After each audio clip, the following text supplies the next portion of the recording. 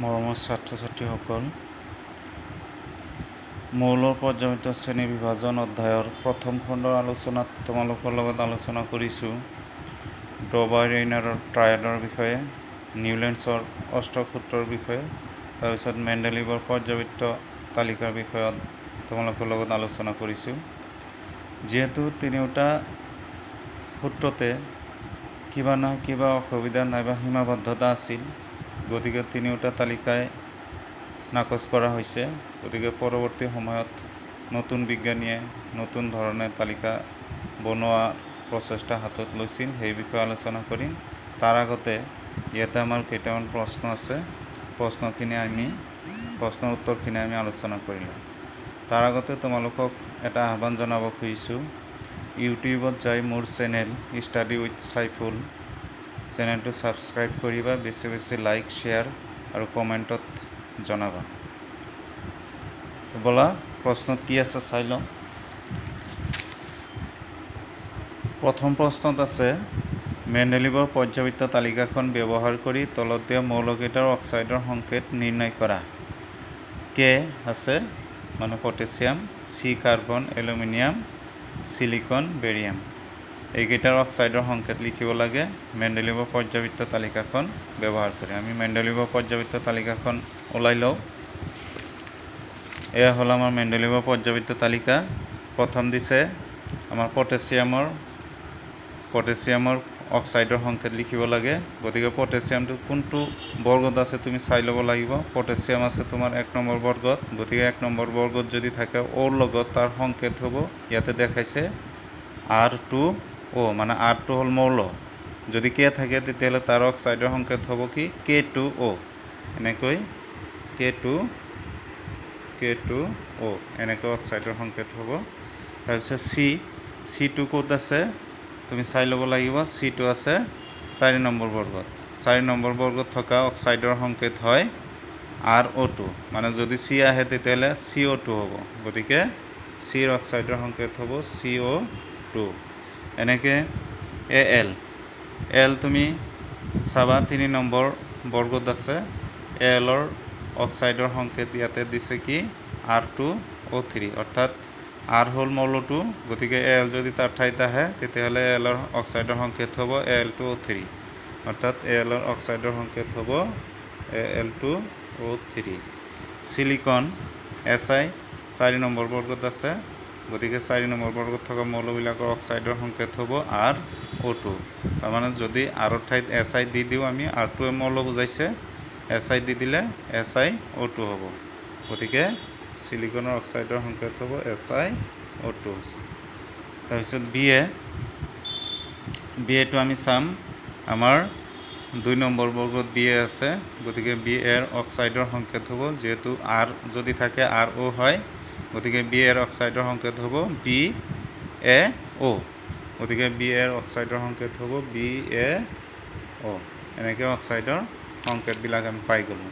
তাৰপিছত 2 নম্বৰ প্ৰশ্নত কি আছে যে গেলিয়ামৰ উপৰিও আন কোনকেইটা মৌলৰ বাবে মৌলকেইটা আৱিষ্কাৰ হোৱাৰ পূৰ্বে মেণ্ডেলিভে তেওঁৰ তালিকাত ঠাই এৰি থৈ গৈছিল। যিকোনো দুটা লিখিব লাগে। গেলিয়ামৰ উপৰিও আৰু 2টা মৌলৰ কাৰণে তেওঁ জাগাত ৰাখি থৈ গৈছিল তেওঁৰ তালিকাত মেণ্ডেলিভে।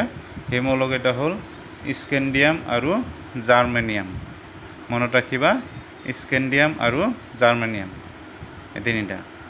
তাৰপিছত 3 নম্বৰ আহিল যে মেণ্ডেলিভে তেওঁৰ পৰ্যায়িত তালিকাখন যোগাওঁতে মানি চলা নীতিবোৰ কি কি আছিল। আমি এইখিনি আলোচনা কৰিছোঁৱে, তথাপি কৈ দিছোঁ যে মেণ্ডেলিভে তেতিয়া সময়ত 63টা মৌলৰ বিষয়ে অধ্যয়ন কৰিছিল। 63টা মৌলক তেওঁ কাৰ্ড এখনত লিখি লৈছিল, আৰু প্ৰতিটো মৌলে হাইড্ৰজেন আৰু অক্সিজেনৰ লগত কেনেদৰে যৌগ গঠন কৰে আৰু সেই যৌগবোৰৰ ধৰ্ম কেনেকুৱা হয়, একে ধৰ্ম দেখুৱাবিলাকক ভাগে ভাগে ৰাখি তালিকা এখন প্ৰস্তুত কৰিছিল। আৰু সেই তালিকাখনে মৌলবিলাকৰ পাৰমাণৱিক ভৰ পৰ্যায়ক্ৰমে সলনি হয় বুলি সেই ধৰ্মটো মৌলবিলাকে প্ৰদৰ্শন কৰিছিল, আৰু সেই নীতিৰ আধাৰতে মেণ্ডেলিভে তেওঁৰ তালিকাখন প্ৰস্তুত কৰি উলিয়াইছিল। 4 নম্বৰ প্ৰশ্ন আছে, সম্ভ্ৰান্ত গেছবোৰক এটা সুকীয়া বৰ্গত কিয় স্থান দিয়া হৈছে। সম্ভ্ৰান্ত গেছবোৰক এটা সুকীয়া বৰ্গত স্থান দিয়া হৈছে, সেইটো কাৰণটো হ'ল যে সম্ভ্ৰান্ত গেছবোৰ বায়ুমণ্ডলত সামান্য পৰিমাণে আছে সেইবিলাক অতি নিষ্ক্ৰিয়, অন্য পদাৰ্থৰ লগত সহজতে বিক্ৰিয়া নকৰে। তাৰোপৰি সম্ভ্ৰান্ত গেছবোৰ মেণ্ডেলিভে তালিকা কৰাৰ বহু পিছতহে আৱিষ্কাৰ হৈছে। গতিকে মেণ্ডেলিভৰ তালিকাত মৌলবিলাকৰ স্থানৰ কোনো সাল সলনি নকৰাকৈ এটা সুকীয়া বৰ্গত এই সম্ভ্ৰান্ত গেছবোৰক স্থান দিব পৰা গৈছে। এইখিনি হ'ল আমাৰ প্ৰশ্নৰ বিষয়ে গ'ল। তাৰপিছত নতুনকৈ যিহেতু আগৰ শ্ৰেণী বিভাজন কৰা তালিকাবিলাক যিহেতু সীমাবদ্ধতা থকাৰ কাৰণে সেইবিলাক বাতিল হ'ল, সেইকাৰণে 1913 চনত হেনৰী মজেল নামৰ এজন বিজ্ঞানী আহিল। তেওঁ আহি কি কৰিলে, মেণ্ডেলিভৰ পৰ্যাবৃত্ত তালিকাখন চালি জাৰি চাই তাৰ লগত তেওঁ নতুন সংযোজন কৰিলে। যিহেতু মেণ্ডেলিভৰ পৰ্যাবৃত্ত তালিকাখন মৌলবিলাকৰ পাৰমাণৱিক ভৰৰ পৰ্যায়ক্ৰমে সলনি হয় সেই নীতিৰ আধাৰত সজোৱা হৈছিল। কিন্তু হেনৰী মজেলে আহি কি কৰিলে, তেওঁ সেই নীতিটো অলপ সলনি কৰিলে। তেওঁ এনেকৈ দিলে, মৌলবিলাকক স্থান দিলে যে মৌলবিলাকৰ পাৰমাণৱিক সংখ্যাৰ আধাৰত মৌলবিলাকক তেওঁ তালিকাখনত স্থান দিলে। পাৰমাণৱিক সংখ্যা কি, যে মৌল এটাৰ পাৰমাণৱিক সংখ্যা মানে হ'ল মৌলটোৰ নিউক্লিয়াছত থকা প্ৰটনৰ সংখ্যা। আমি জানো, তোমালোকে জানা যে যিকোনো মৌলৰ এটা নিউক্লিয়াছ থাকে, যেনে ধৰা ছ'ডিয়ামৰ এনেকৈ নিউক্লিয়াছ এটা থাকিব, তাৰ চাৰিওফালে এনেকুৱা কক্ষপথ থাকিব। ছ'ডিয়ামৰ পাৰমাণৱিক সংখ্যা হ'ল 11, অৰ্থাৎ নিউক্লিয়াছত 11টা প্ৰটন থাকিব। আৰু এই চাৰিওফালৰ এইবিলাকৰ নাম আমি K, L, M এনেকৈ নাম দিওঁ। এই কক্ষপথবিলাকত প্ৰথম কক্ষত 2টা ইলেক্ট্ৰন থাকিব, দ্বিতীয় কক্ষত 8টা থাকিব, তৃতীয় কক্ষত 1টা ইলেক্ট্ৰন থাকিব। অৰ্থাৎ নিউক্লিয়াছত প্ৰটন থাকে, প্ৰটন মানে ধনাত্মক আধানযুক্ত কণিকা, আৰু তাৰ চাৰিওফালে এই কক্ষবিলাকত ইলেক্ট্ৰন থাকে, ইলেক্ট্ৰনবিলাক হ'ল ঋণাত্মক আধানযুক্ত কণিকা। এতিয়া প্ৰটন আৰু ইলেক্ট্ৰনৰ সংখ্যা সমান সমান থাকে। এই প্ৰটনৰ সংখ্যাটোক নাইবা ইলেক্ট্ৰনৰ সংখ্যাটোক কোৱা হয় মৌলটোৰ পাৰমাণৱিক সংখ্যা। গতিকে হেনৰী মজেলে কি কৰিলে, মৌলবিলাকৰ এই পাৰমাণৱিক সংখ্যাৰ পৰ্যায়ক্ৰমে যে সলনি হয় সেই আধাৰত তেওঁ তালিকা এখন সজালে।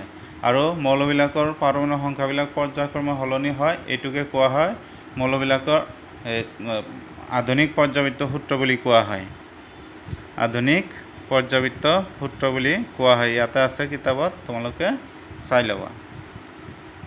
এতিয়া এই সূত্ৰৰ আধাৰত হেনৰী মজেলে এখন নতুন তালিকা প্ৰস্তুত কৰিলে, আৰু সেই তালিকাখনকে নাম দিয়া হৈছে আধুনিক পৰ্যাবৃত্ত তালিকা। আৰু সেই তালিকাখনে নিৰ্ভুলভাৱে তাৰ পৰা সকলো মৌলৰ ধৰ্মৰ বিষয়ে আমি অধ্যয়ন কৰিব পাৰোঁ।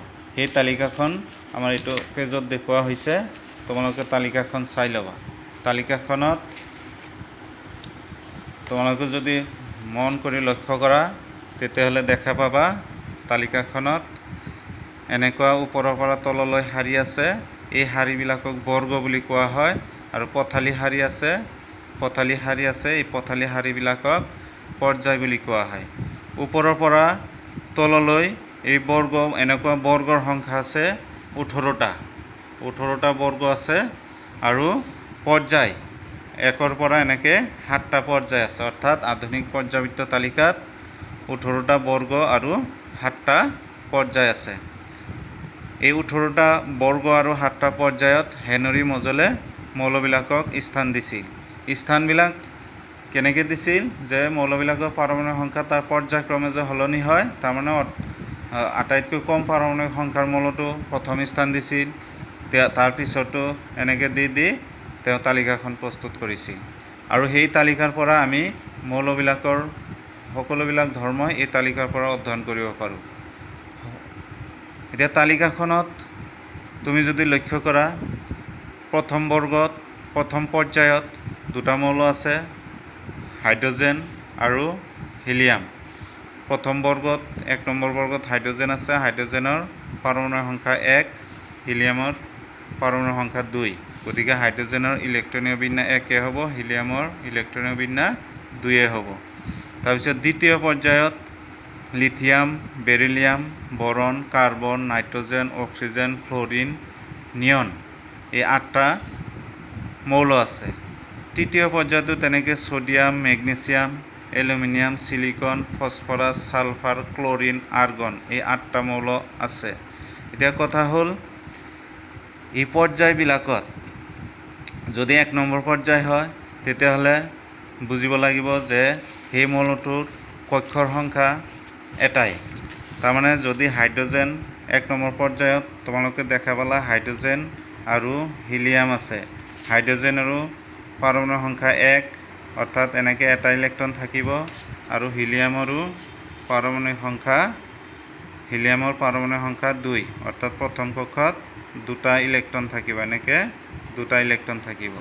তাৰমানে প্ৰথম পৰ্যায়ত কক্ষৰ সংখ্যা এটা থাকিব আৰু ইলেক্ট্ৰন কি হ'ব 1কৈ নেক্সট মৌলটোত যাওঁতে 1কৈ বাঢ়ি যাব।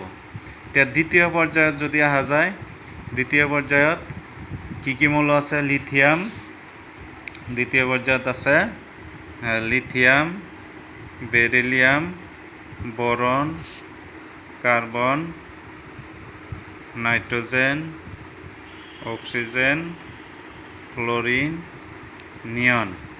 লিথিয়ামৰ পাৰমাণবিক সংখ্যা 3, বেৰিলিয়ামৰ 4, বৰনৰ 5, কাৰ্বনৰ 6, নাইট্ৰজেনৰ 7, অক্সিজেনৰ 8, ক্লৰিনৰ 9, নিয়নৰ 10।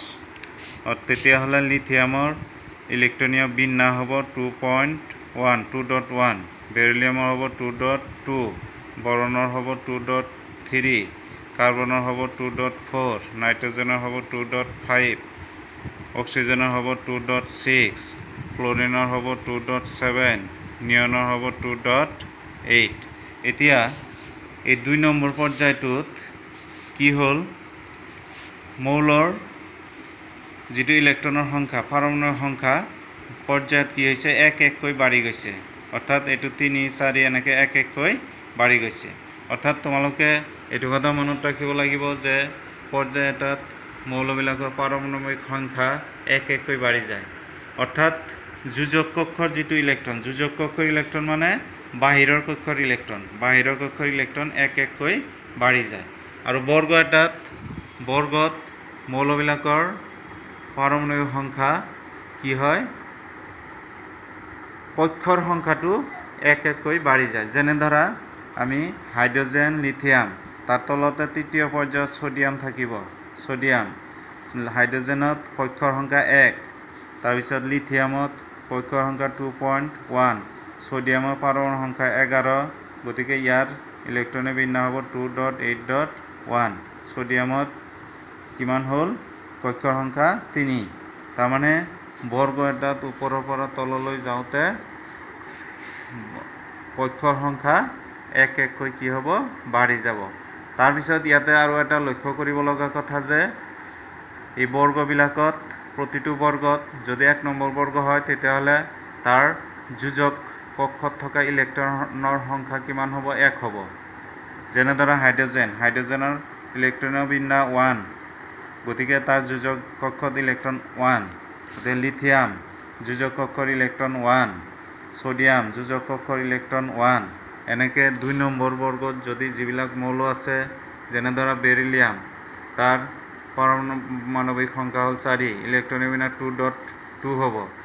মেগনেছিয়ামৰ 12, 2.8.2, কেলছিয়ামৰ 20, 2.8.8.2। গতিকে 2 নম্বৰ বৰ্গত যিবিলাক মৌল আছে তাৰ বাহিৰৰ কক্ষৰ যোজক ইলেক্ট্ৰন 2 থাকিব। এইটো কথা মনত ৰাখিব লাগিব। অৰ্থাৎ বৰ্গ এটাত ওপৰৰ পৰা তললৈ যাওঁতে কক্ষ 1-1কৈ বাঢ়ে, কিন্তু বৰ্গৰ নাম অনুসৰি যোজক কক্ষৰ ইলেক্ট্ৰন একে থাকে। 1 নম্বৰ বৰ্গত এটাকৈ, 2 নম্বৰ বৰ্গত 2টাকৈ, এনেকৈ 13 নম্বৰ বৰ্গত 3টাকৈ, 14ত 4টাকৈ, 15ত 5টাকৈ থাকিব, 16ত 6টাকৈ থাকিব, 17ত 7টাকৈ থাকিব, 18ত 8টাকৈ থাকিব। এইখিনি হ'ল আধুনিক পৰ্যাবৃত্ত তালিকাৰ বিষয়ে থুলমূল কথা। তাৰপিছত আধুনিক পৰ্যাবৃত্ত তালিকাত আৰু কিছুমান মৌলবিলাকৰ ধৰ্মৰ পৰিৱৰ্তনবিলাক কেনেকৈ হয় আমি পৰৱৰ্তী খণ্ডত তাৰ বিষয়ে আলোচনা কৰিম। আশা কৰিছোঁ তোমালোকে এই আলোচনাৰ পৰা কিছু হ'লেও উপকৃত হ'ব পাৰিবা। তোমালোকে নিশ্চয় ভিডিঅ'টো চাবা, লাইক কমেণ্ট শ্বেয়াৰ কৰিবা আৰু ছাবস্ক্ৰাইব কৰিবলৈ নাপাহৰিবা। ধন্যবাদ।